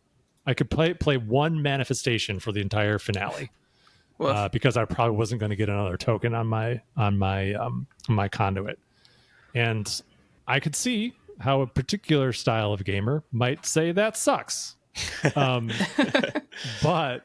I saw it as a cool, like, just a cool challenge to try to overcome, and I thought it was it made the moment when I chose to play my manifestation like really high stakes and was really intense, and when it all worked out, I felt like the coolest person in the world. I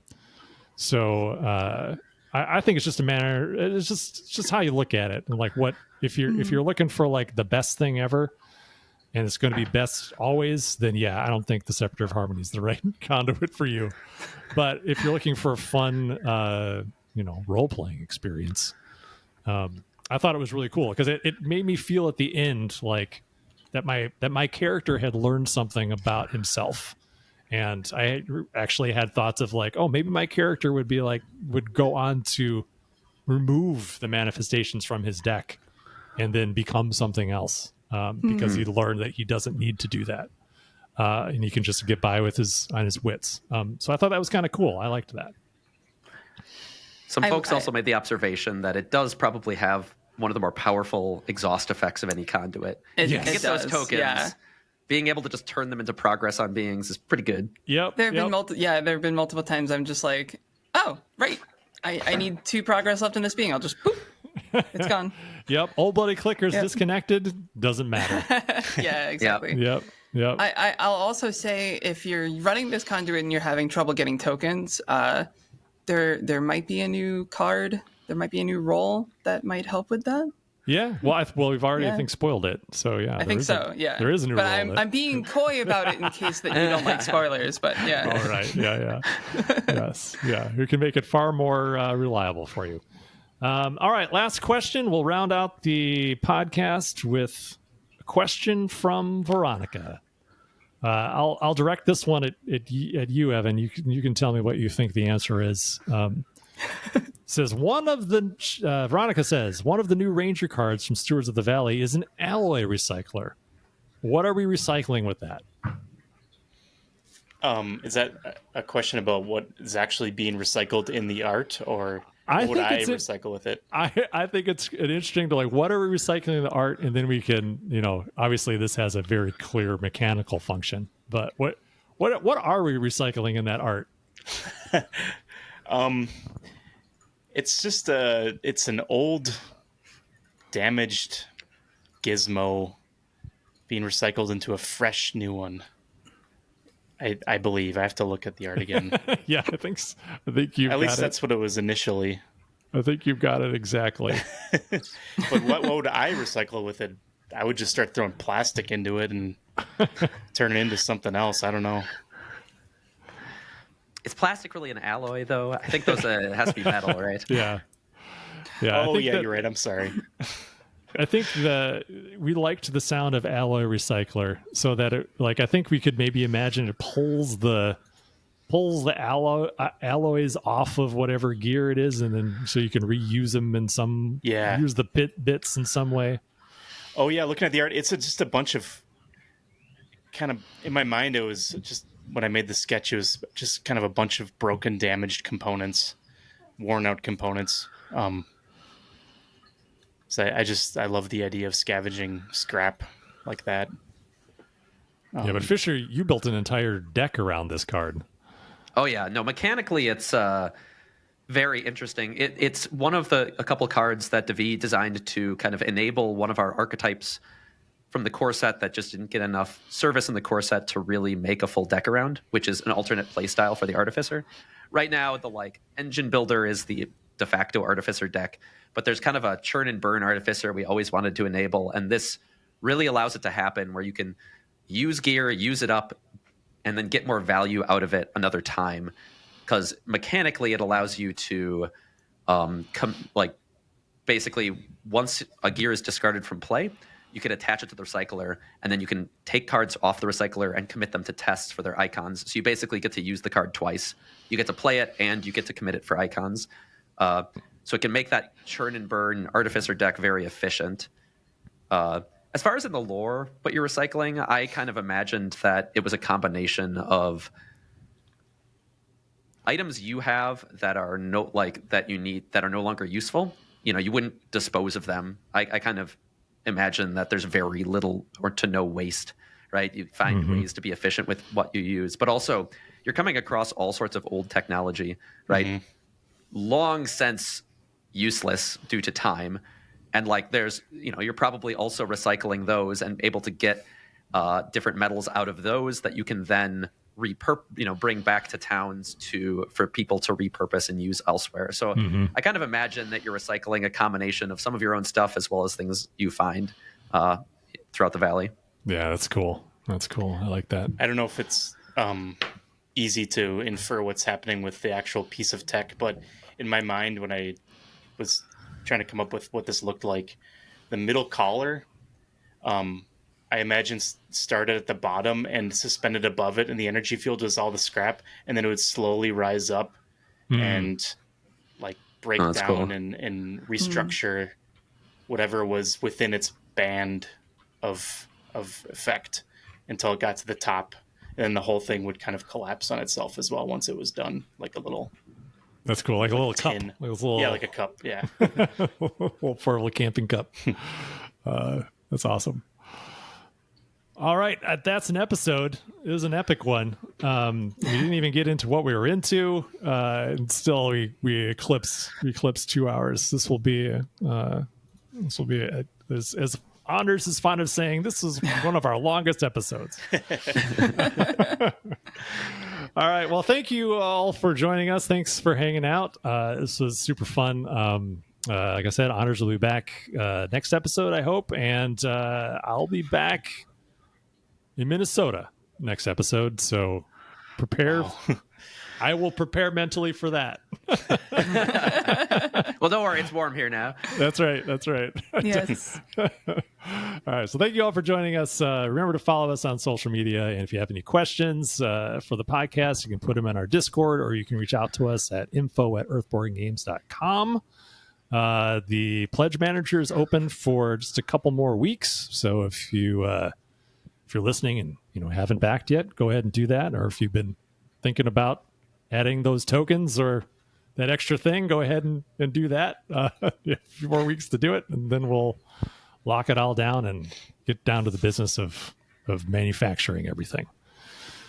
All right. Thank you, everyone. And we'll see you next time. Thanks, everyone. Thank Bye. you. Bye.